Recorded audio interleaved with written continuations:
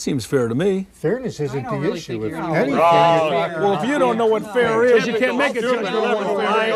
Unacceptable by any reasonable standard. You can't.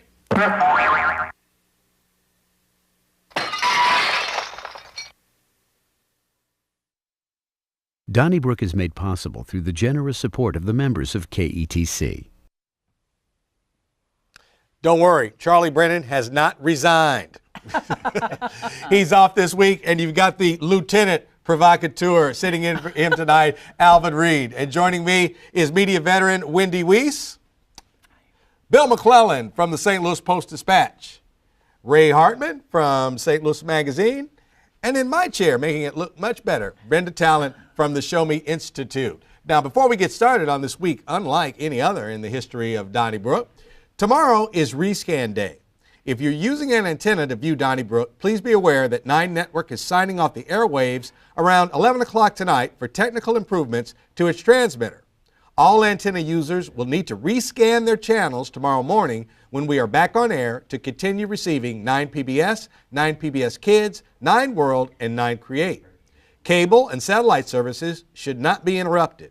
If you are a cable or satellite subscriber and experience problems, please contact your service provider. This upgrade increases 9's signal strength so it will be seen in more homes by more people. More information about Rescan Day is at 9net.org/rescan. Well, I know a gentleman who probably would like to rescan his career right now, and that would be Governor Greitens, set to be mayor until 5 o'clock tomorrow, be it Friday if you're watching over the weekend. And Bill, what are your thoughts? We are experiencing something we have never had happen before. well, last week I said I not only didn't think he'd be impeached, I didn't think he should be impeached. And watching this all unfold, it's like watching a combination of a Greek tragedy and a sitcom. I mean, it's sad that this man rose so fast and fell largely because of hubris, but some of the other action that was going on, we may never find out about. Like, what will we learn about the money that went from Scott Fawn to Al Watkins? Is this stuff going to go away now? That's what I wonder. Well, and that's a good question, because they did testify before, Scott Fawn and Al Watkins testified before the House committee, and they were subpoenaed, they were under oath. So the committee, if they wanted to pursue charges, they could, but this may be one of those things, Bill, where someone says, it's time to move forward, it's in the past, let's just move on. Yeah, see, I don't think that people are going to be satisfied with that after all of this drama. And I've felt like it was more like a sort of a Greek tragedy meets a Fellini movie. There's so much here that just does, it's like one of those old Calvin Klein fragrance ads. Nothing makes sense. You have this bizarre, unholy alliance between the circuit attorney and the governor and his defense team, and she's dropping charges, and you're like, wait a second, no, and then you've got Jackson County, they're still pursuing. They're still looking at it. They're still pursuing, and she seemed extremely committed to the fact that justice is going to be served here. So don't think that just because he's resigned that he's off the hook.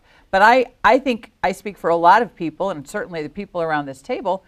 I think we're due a few answers. Well, I don't think that Jackson County is going to prosecute. Oh, I think she might. I mean, she would have a reluctant witness, and what's the purpose, really? I mean, this was a consensual affair, and maybe there was a picture taken, maybe there wasn't. But what's the purpose in prosecuting now that Greitens has left office? Right? As much as I hate the word political closure, I mean, I think a lot of, I'm so afraid of him being the Phoenix because he left so many doors open when he resigned, when he made the announcement. Eric Greitens made state government fun. I mean, that's his legacy. I mean, think about it. It's never been interesting like this in all the decades we've been on the air. It's really been an amazing story with so many sub-stories and so many interesting tangents. And you know, I don't know whether he's got any criminal liability left. That remains to be seen.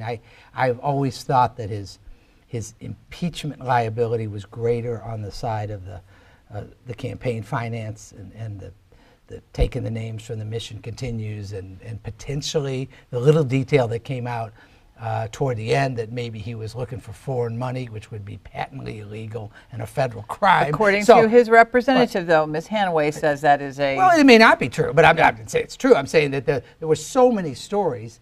But that's the kind of the thing... other thing that's interesting is this was definitely a victory for the Republican Party, because he was, despite his party label at the end, he was the bane of the existence of the Republican Party. And I think what people see is really, there's nothing like seeing a bully get his comeuppance. And whatever you think about Eric Greitens, he was a bully. He was somebody who attacked largely Republicans, called them, talked about their beady eyes and gave out their cell phone numbers and threatened to throw lobbyists downstairs. And he was the tough guy. And I think the Republican Party at the end, with its giant supermajorities, really made him pay. You know who I'd like to hear from is John Brunner. Wouldn't you love to know what he thinks about all of this? Because of the clandestine recording and all of that went on. And I know Brunner was the one that was recording it, but he knew, I think, earlier than a lot of people what was happening. Well, but we all heard that recording. Right. And so I think anyone hearing the recording would have been troubled by the tenor that was and we taken were. in that. Yeah, and certainly. So people were a little bit on notice, and that's the what I personality was talking you're about. I dealing mean, that's with. the same as one of the bully things. If he hadn't resigned, we probably would have heard from John Brunner, because they were about to line up everybody who could have had anything to do with that money, and they were going to have to testify down there in Jefferson City. And I think he would have been asked, okay, we've heard it wasn't you, and people have said it wasn't you. But this was Judge Beadham, right? I mean, in my No.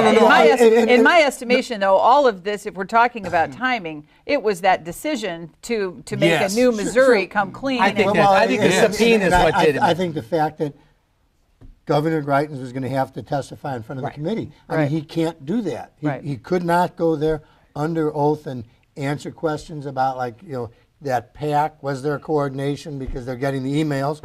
So he either confesses to a crime or they're going to get him for perjury. And they would have asked him so many embarrassing personal questions about his affair that he just couldn't do it. Brenda, you mentioned Albert Watkins, and whoever plays Albert Watkins in the movie is going to get nominated for Best Supporting Actor. I guarantee you, because Steve Buscemi. Oh my goodness, Steve Buscemi. He is. I think he's a winner at all this. I really do. So, when the governor announced his resignation, it was quite the speech. And Ray, your former speechwriter, what did you think? It was really stunning. I mean, the easiest speech for any politician of any stripe to give is a concession speech, a goodbye speech. Whether it's concession on election night or whether it's transition of power, you got voted out of office, whatever.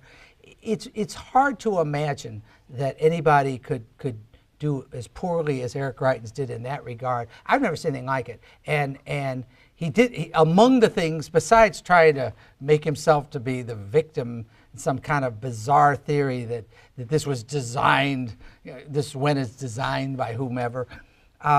It was so graceless. I mean, it was so classless, and he didn't even wish the new governor well, I mean, of his own party. I mean, it was just unbelievably petty, and it kind of validated the concerns people had. It was really unbelievably, a squandered opportunity. If he, not that he's going anywhere as far as I'm concerned, it was just amazing. Go ahead. I was just saying, on the Greek tragedy thing, you always kind of hope for a soliloquy of something. Remember Mark Sanford of South Carolina when he said, in the end, this was a love story. And then there was that guy from New Jersey with his wife saying next to him said, I'm a gay American. Remember? I mean, something you can remember. Right. And with Eric Greitens, there wasn't any memorable stuff. Although he still might be subject to litigation, criminal prosecution, so you have to choose your words carefully. Obviously, you could be more gracious to the people following you. That's a decision he chose to make. But I would just say it was Governor Greitens being Governor Greitens. And what I thought was really interesting, did anybody else pick up on the fact that he talked about the many, many, many, many, many friends that he had? Because we have discussed it. It has been discussed out there numerous times that this man has been, for all practical purposes, friendless since the moment he took the oath of office, since before he started running. He had no political allies. So I thought that was I thought that was kind of fascinating.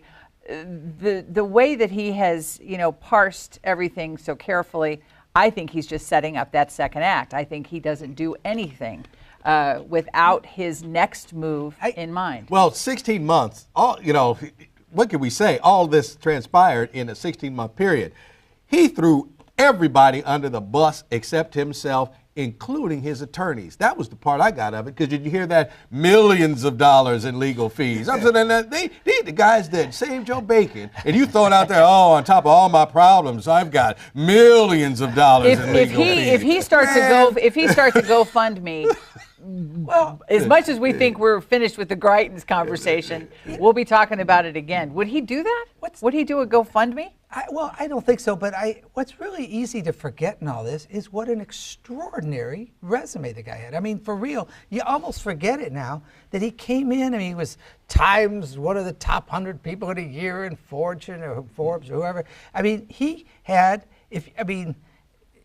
the fact that he had this naked ambition, almost everybody gets to the presidency has ambition. And here's a guy, you don't just get to be a Navy SEAL and a Rhodes Scholar and stuff. It's just, he had an incredible life of accomplishment. And in 16 months, as far as I'm concerned, I guess you say never, but I think it's pretty close to never for him politically. And it's just an amazing, whether you call it a tragedy or whatever, it's an amazing tragedy. It's one of the greatest falls from grace. Where is he going to go? When a person makes a point of saying, I love Missouri and I love Missourians, I think his house is up for sale. Yeah, he's going to write a book, obviously. I do think the other thing, though, that we should look at is, you're right, he upset the apple cart. He brought in new people, too, to take a look at our criminal justice system, to take a look at our regulatory system. So he wasn't there to make friends. He was there ruffling feathers from the very beginning. But in politics, as you know, you can't be an island. You can't constantly burn the barn down. Right, you can't accuse people of stuff that you're doing. They're beady little eyes, right. You wonder if he had been not so arrogant, or I guess that's kind of a ridiculous hypothetical in this case, but you look at how inaccessible he was to the media from day one. But things like, I've been told that some of the people he brought in as department heads and some of the new faces he brought in, he could have, that's actually one of the only positives. People talk about right to work. Any chimpanzee at the zoo could have got right to work passed. They had a 75% majority in both houses, and it was a priority of the party. And of course, I don't like that priority, but I'm saying they talk about that as an accomplishment. That took nothing. But to your point, he theoretically could have been something else, and he blew it. He blew it. That's my point. When your entire life to this moment has been building up for certainly not just the governor's mansion in his home state. We all believe he had his eyes set on 1600 Pennsylvania Avenue. Don't you think you would be, that's the typical fall from grace, but you think you'd be more measured, and he was so reckless in so many different areas. And you still come down to the fact that he didn't really do anything that most of them don't do, as far as I'm concerned. Yeah, but I think he did it the wrong way. I think, listen, and I'm not defending politicians or the state of politics right now, but we've got this phenomenon now where people are running for office that have never run for any office in their life, and they're finding out that it's not as easy as you think. And he found that out in a big way. Well, and also, I do think there is a concern that we're allowing the judiciary to be weaponized, so that things that really are appropriate in the political arena are now being taken into the legal judicial arena, and that's a scary development. Absolutely. And you mentioned the legal arena. I'm going to go to myself on this one. Now, apparently, Eric Greitens' attorneys went to Kim Gardner, the circuit attorney of St. Louis, and made her a deal. Said, if you drop that second charge against him, then he will resign. At which point she should have said, he's probably going to resign anyway. I'm following up because we're just not doing favors down here at the courthouse. But no, she dropped the charge. Listen, until that move right there, I thought that this case has been mishandled from the get-go. That's why it ended up not going anywhere. I think her office got out-lawyered, got outsmarted, got out everything. But until this, I thought, hey, go on, try to piece it back together, Kim Gardner. As of that moment, I think while people are resigning, she should consider resigning as well. In fact, I think she should resign. Let's clean house completely down there because it's not working. I was giving her the benefit of the doubt. I was just sure that for her to bring in specialists from the East Coast and Michigan and all of these, and the special investigators, I thought for sure she had some kind of smoking gun. Turns out she didn't. Well, I have to say, I thought it was ludicrous from the beginning. I mean, when she didn't use her own investigators or the police department, but hired private detectives from Michigan, I thought, that's crazy. And then she has an office full of prosecutors, but she's going to bring in some guy from Harvard. I mean, none of it made very much sense to me. Still doesn't. Yeah, Greitens complained about the millions he was spending his lawyer. How much has the city spent for this? $65,000. That price tag came out today. And quite frankly, while you shouldn't have spent any of it, it wasn't as bad as I thought. But that's counting just outside costs, right? That's pretty light. Yes, and it may go up. That's what the article said. But I thought it would be a lot more than that. I'm not excusing it, but it wasn't as much as I thought. I argued with Bill because I said, don't prejudge, just give her a chance. Let's see what happens at the end. And I think we saw what happened at the end. I don't necessarily know that she should resign. I don't have an opinion about that especially. I don't expect her to. I suspect people on her that like her or support her will say that had she not brought this charge, the whole thing wouldn't, to your point, I guess, of weaponizing the judiciary. I don't know if I agree with that. In this case, I think she had a right to bring the charge and did it. And it was obviously a very poorly handled prosecution. And I never thought really that she had much chance of winning it, but I thought we should give her a chance to see it play out. Kept saying that. Well, it played out, and it didn't end well for her. But it's all of it is very unsatisfying. I just feel like there are so many moving parts that maybe so many components that we will never, be aware of. There are definitely elements of accountability here. We've talked about Scott Vaughn and the money, and now with Kim Gardner, the whole question of is the judge going to hold her accountable for some of the statements she made to the court? She's supposed to be an officer of the court. That will be followed up because, that's just, she could still face sanctions or maybe not criminal charge or anything, but she'll have to face up to what all went down in that courtroom. When you take Greitens out of it for a minute, though, it'd be interesting to see if the legislators are going to do anything about dark money. Because he didn't invent dark money. He just took it to an exponential new level. He was unapologetic. He was the unapologetic poster boy. The concept of dark money has been used by both parties here and nationally. And so it's not like, and they've been pretty, bold about saying they did it to conceal the identity of donors, which nobody should approve of for either party. And my point is, I wonder if going forward there's actually going to be anything done in Missouri. Oh no, I don't think. I was going to say, don't wonder. Let me tell you. Let me rephrase that. Okay, right. I was going to say I doubt it. But somebody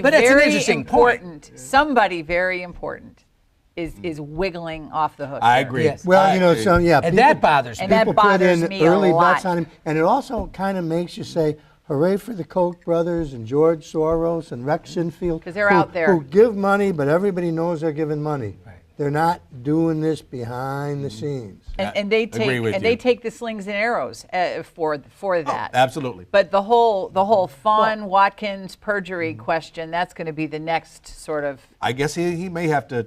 Those that may have lied before that committee might still have to face up to that. All right, Mike Parson, cattleman from Bolivar, Missouri, down by Springfield. 5 o'clock tomorrow. He's the governor. Wendy, what do you think? I think it's just so interesting because he is the anti-Greitens.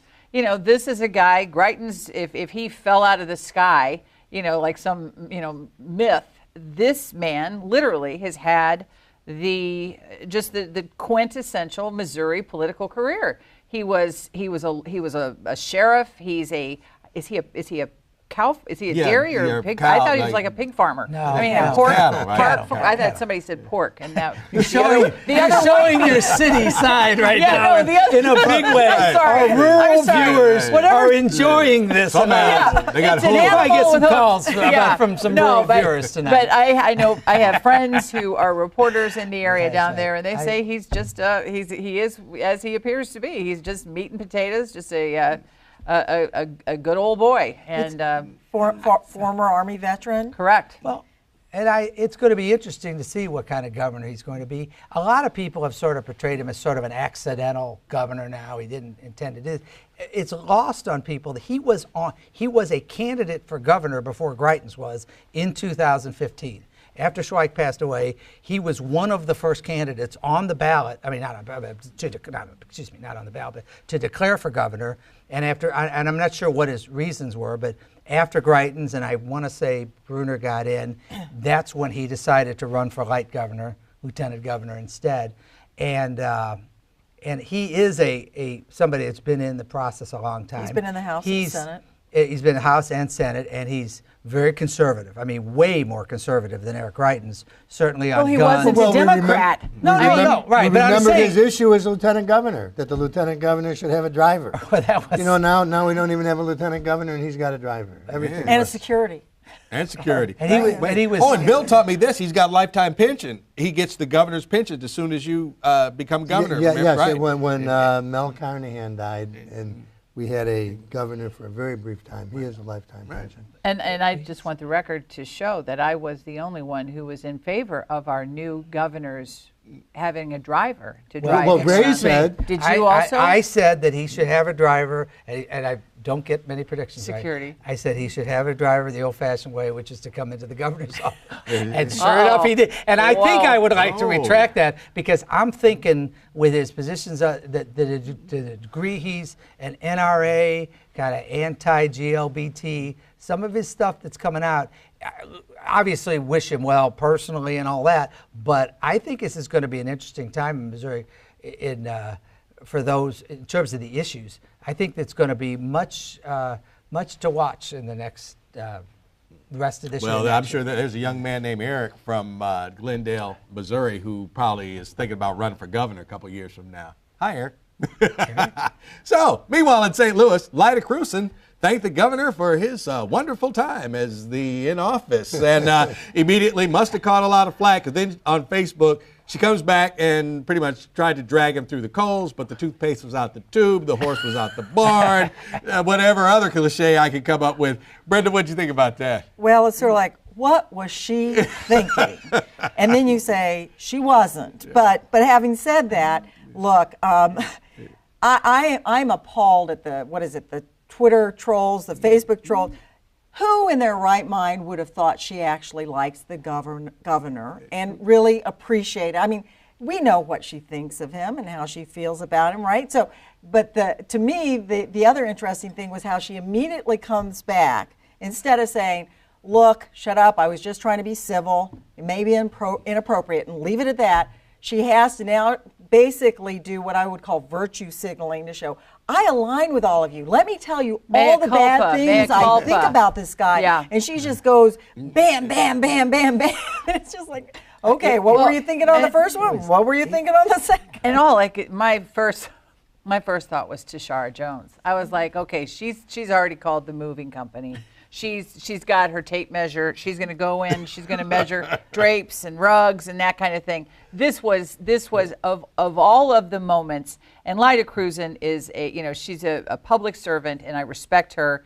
But this was perhaps the worst moment that we've seen so far. It's like just any blowback, and she folds like a house of cards. And you cannot do that when you're the mayor of a city making a comeback. Well, and what's interesting and unfortunate for her, because is that you can talk. There are many, many issues in the city of St. Louis, and many problems and many substantive things. This, in our world of politics today and media and the Twitterverse and social media, this is the kind of story that will stick. I mean, this is one that had some resonance with people. Oh, yeah. And even though it may not have to do with, how many, police cameras or whatever the issues of the city are, this one people will remember, because the horse didn't just get out of the barn. This horse ran away and drowned in the river or something. I mean, this horse was, I'm out of here. No, I mean, this was really a dumpster fire in terms of public relations, because there was just I mean, reading it and thinking, it was just like not a good thing. Right. On the other hand, if she can do something substantial, then these little comments. I mean, we make so much about what people are saying on social media, but the best idea is just stay off of it. Exactly. And if she can, crime goes down or education goes up, people won't care what she said. Well, that's true. And great. Although Wendy's right, it's always bad to fold under blowback. Right. Now, if she does something substantive for the city, Yeah. great. The people forget this. But like you say, this is the kind of thing people will remember, whether we And like it or not. and I don't think it's necessarily fair. I'm just saying Right. it's real. All right. Well, Bill, one of your law-breaking governors might get out over there in Illinois, thanks to the President of the United States. He's thinking about letting him go with time served. And he has been in prison a long time for something I would not have convicted him of. But what do you think? Yeah, it's finally a good news story. You know, like if we were a TV news show, I'd say, let's lead with this good story. Yeah, Governor Blagojevich, I'm like you, Alvin. I would not have convicted him. I mean, he was trying to sell the Senate seat. What is he supposed to do? Give it away? I mean, that people didn't elect him to be the head of the Boy Scouts. And so I wouldn't have convicted him. I think he's done more than enough time, and it would be a nice gesture on the part of President Trump to let Rod go. Well, Bill, obviously your governors get convicted. Ours resign. That's right. That's the point. But to me, this feels like Trump is once again trying to be the pardon governor, so that president, excuse me, which that he's setting him. Whether it's him, that horrible thing with Scooter Libby, I think he's getting ready to pardon all his pals that have misbehaved and committed crimes around him, like his entire inner circle practically. And so I think whatever. But what's so interesting is the timing, that he would be doing this before the midterms. And I think that's good because people can make a judgment about whether they like him pardoning people or not. I think the issue is whether there's a uniform practice. I think governors should use the pardon power more. Right. And I think they should do it early. So we can all say we like the fact that We you like pardoned that, or her. we don't do you think? like What do you that. think? I want to try. Remember, Mark's All right, until special tomorrow. week, but we Yeah. got to go. Before I go, remember, rescan your television tomorrow morning, Channel 9. If you need information, 9net.org/rescan. Thank you, Brenda Talent, for sitting in. Marvelous Donnybrook, Wendy and Bill, on your turn. We'll see you next week. Charlie will be back. He didn't resign. Donnybrook is made possible through the generous support of the members of KETC.